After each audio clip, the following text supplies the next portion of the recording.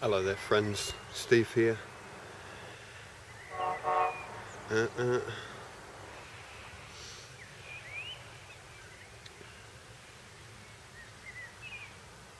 God. God. What's it all about? For me, at the point where I started speaking about God was only, a couple of years ago, Before that, I thought it was the wrong word to use, really. I thought we shouldn't really use that word, God. To keep religion out of it, I thought. I didn't realise that God and religion were kind of two separate things.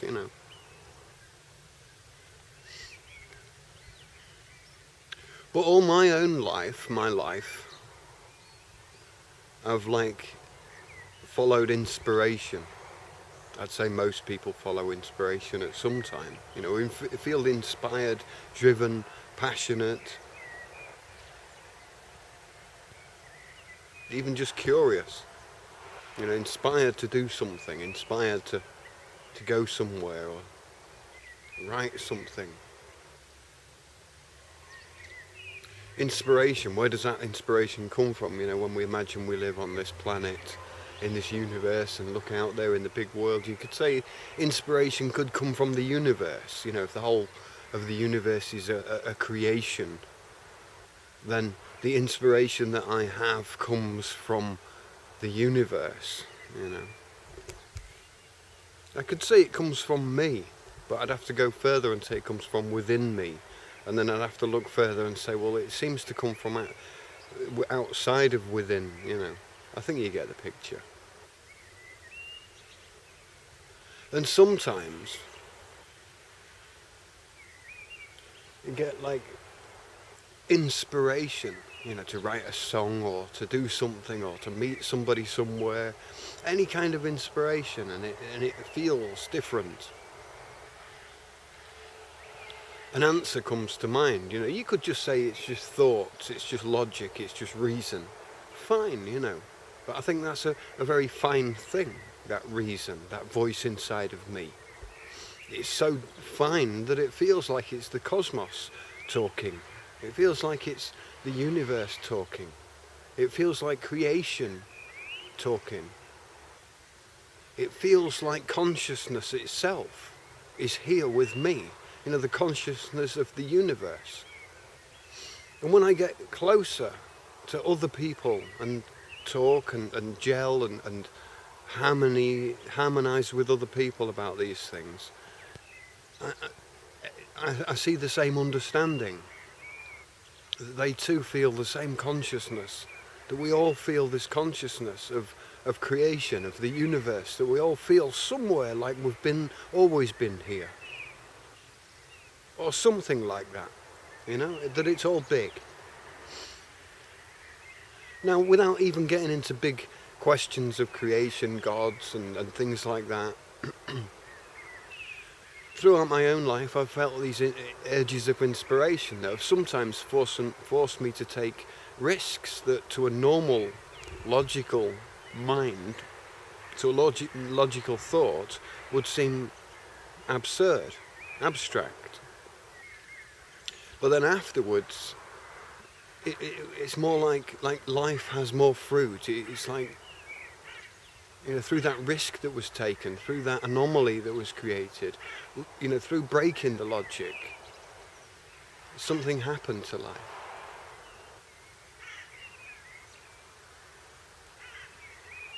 I don't like taking risks. I don't think people do like taking risks. And it's sometimes when we know there's a risk to be taken, that maybe we are guided somewhere, even if it's just other people keeping an eye out for us, And myself, and most of my life, I kind of put a little bit of thank you in the universe or whatever I felt it was that was helping me. Thank you to whatever it is, even if it's just, well, not just, but if it's another human being helping me secretly, then I thank you through thanking everything. And in that moment of gratitude, you've kind of created then a relationship to something, and you have to then you have to nurture that relationship.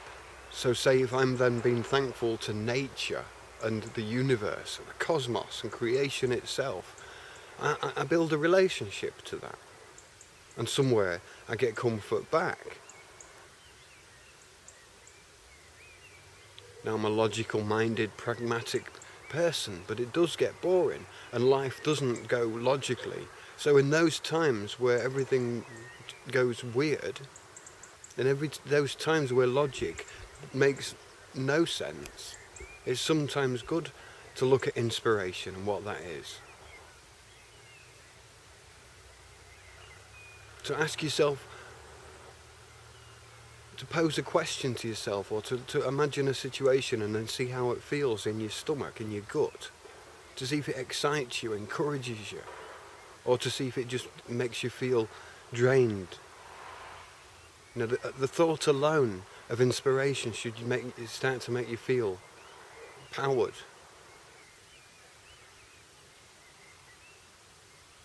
For me, that energy, that cosmos, that relationship to the universe was my own personal thing. I thought it's nobody else's business. In fact, other people would think I was strange if I was making some of my decisions based on like this kind of dialogue between me, myself and I, and the cosmos.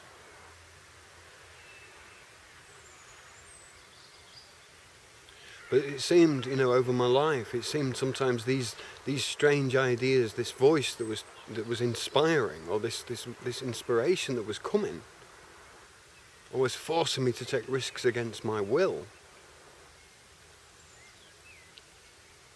That if I followed that not only I felt protected, but I felt like I had all the reason, all of the rightfulness to do what I was doing.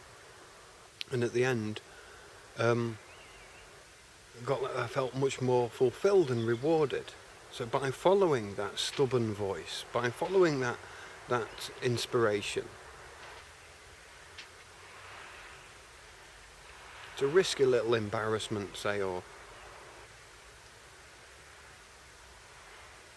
to risk something in the name of inspiration, to not even need to call it universe or God or cosmos or any kind of name, but to create a relationship with that life is life. We can't deny life that is alive. So the universe is alive, so we can talk to it like we talk to like our pets, like we talk to animals, like we talk to people, like we communicate with the world. We have a relationship. We should, it's good if we have a relationship with the nature and the sky and the universe, knowing that it's living. It's a living realm, and to not underestimate it as not having a brain, not having any form of intelligence or logic.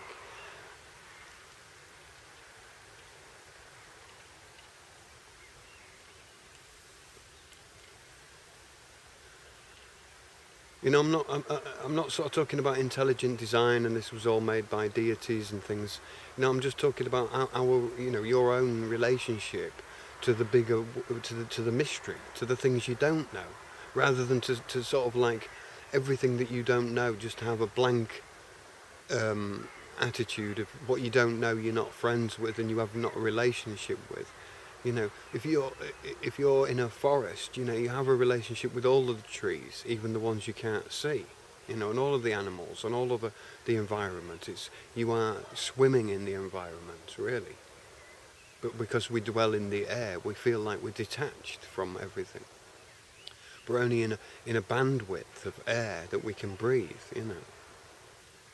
It's all matter.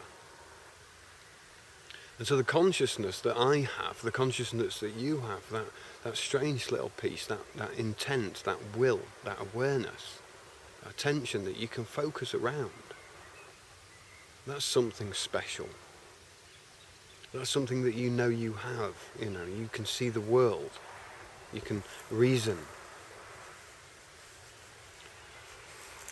And so, where does the inspiration come from? It doesn't matter. It arrives in the centre of you. Your inspiration, whatever it is, it arrives in the centre of you. It's just a matter of then discerning, is that good or is that not good? Is that the right or is that not right? Is that...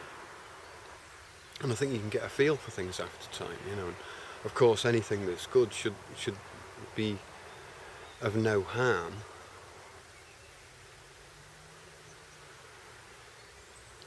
And there's the question of will, free will, And usually the question is more of a philosophical, existential question. Do we exist? Our actions predetermined? Is destiny predetermined? But that's not really the argument of free will. The true argument is you have the will, the will of one of two. You have the freedom of one of two things. One of two freedoms of will.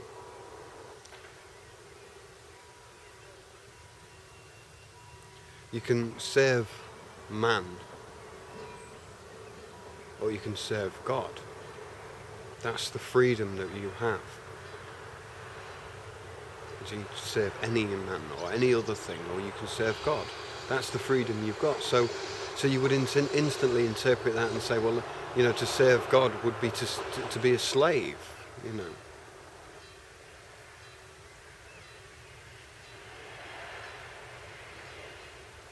And at some point when you think to yourself, okay, if that voice is in me, if that voice within me, if that force that's within me, that driving force, if that is connected with this idea, this philosophy of God,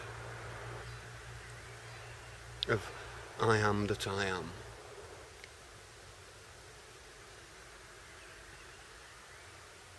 of divine will, if that's connected with that, that voice within you, if that's connected somehow with the idea of God, then the idea of free will is, do you follow yourself or do you follow another man?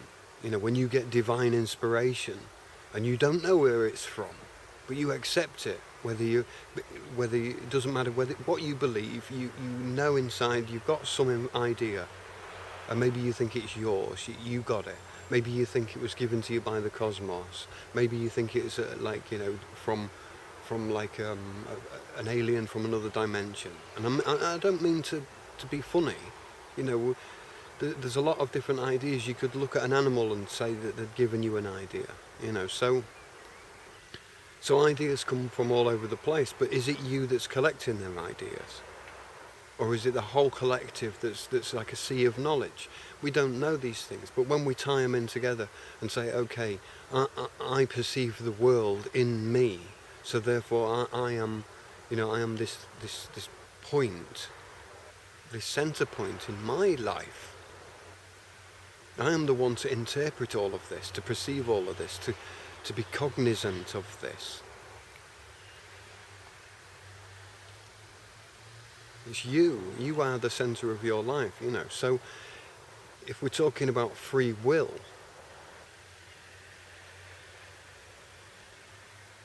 and it's like your choice to follow another man, or to follow the voice that's coming inside of you, and accepting that you don't know who that voice is or what that voice is, but you're sure that it's the voice, that it's the divine voice, essentially, literally the voice of God within you.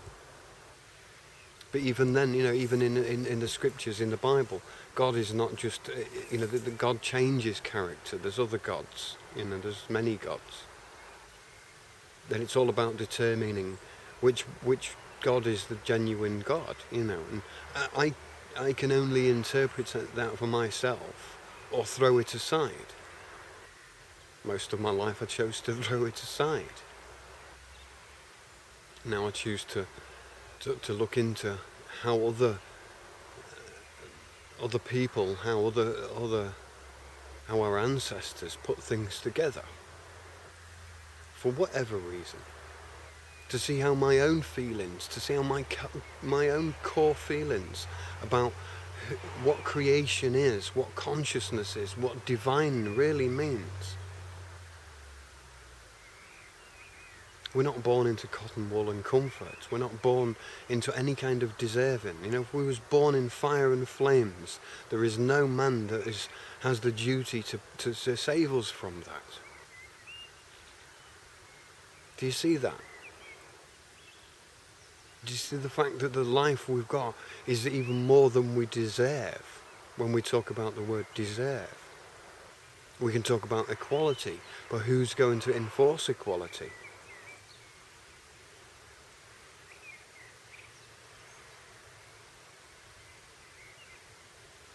We could say every man for himself, but I don't think this system was built on that aspect.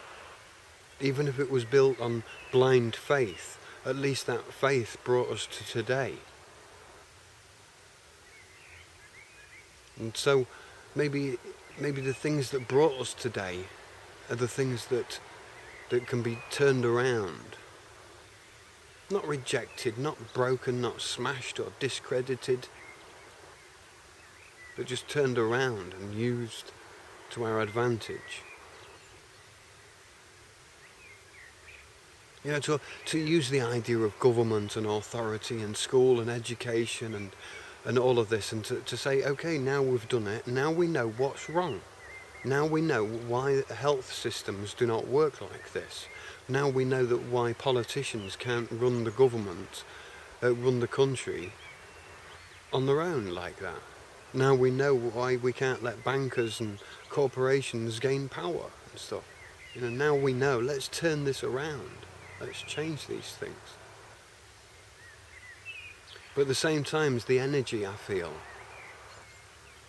This is why I put focus on my channel on these aspects. I feel that the inspiration to change this thing around needs to come from that divine place that you know so well inside of you. And I don't mean sit down and do nothing until that voice appears, because sometimes that voice, you know it yourself. It's there, and it'll teach you. It'll say to you, "You fool, you idiot! You knew you should have done it wrong." You know the voice I'm talking about. I don't need to kind of act as if like none of you have got a voice of reason inside of you.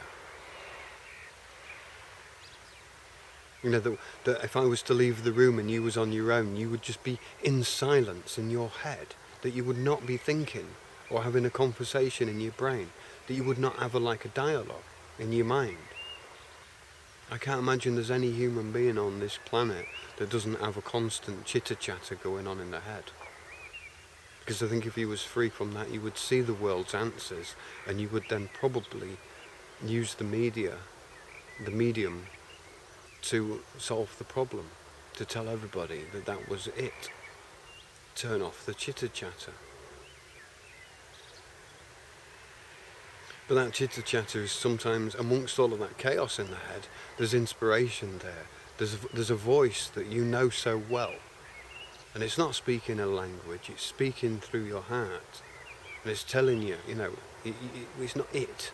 It's you, yourself, telling yourself, obviously, You don't have to mystify it. The point where you can trust that is the point where you get the most energy. If you just follow another man, you'll assist that other man. It'll work.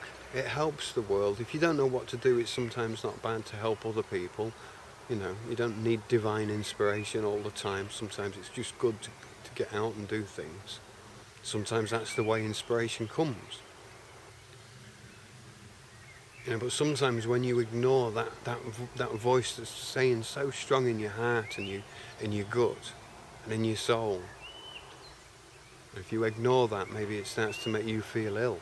That's a real sign that you should follow the inspiration.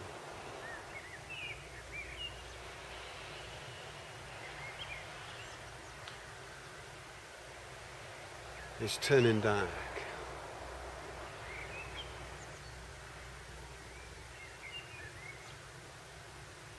But somehow, even in the dark, we can see clearer because we're not distracted with the visual illusions.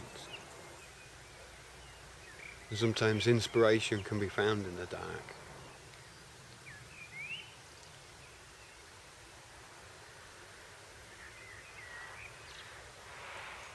Okay, yeah, I wish you all good inspiration. Maybe take a little bit of time every day just to close your eyes and try and like just listen to that emptiness as well. I mean, you know, it's always there. Okay, see you later, cheerio.